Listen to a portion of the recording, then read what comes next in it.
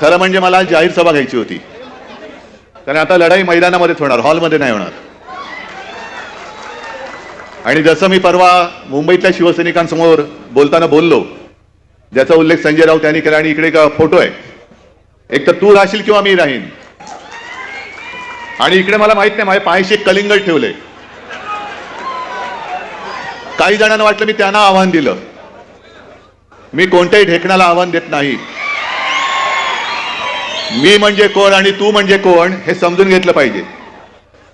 मी म्हणजे माझा संस्कारित महाराष्ट्र, आणि तू म्हणजे महाराष्ट्रावरती दरोडे टाकणारा दरोडेखोरांचा, टोळक्यांचा पक्ष जो आहे, तो अख्खा पक्ष.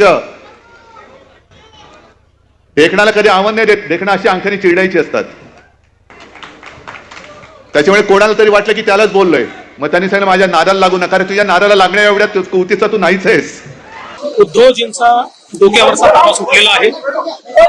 ते अत्यंत फ्रस्ट्रेटेड आहेत आणि त्या फ्रस्ट्रेशन मध्ये ते ज्या प्रकारचे शब्द वापरत आहे, मला असं वाटतं की याच्यावर काय उत्तर आपण देणार आहोत. किमान एखादा व्यक्ती अशा प्रकारच्या फ्रस्ट्रेशन मध्ये डोकं बिघडल्यासारखा बोलतो तर त्याला फार उत्तर द्यायचं नसतं. पण हे भाषण करून जे अमित शहानी सांगितलं होतं औरंगजेब फॅन क्लब, आपण औरंगजेब फॅन क्लबचेच आहोत, हे मात्र उद्धव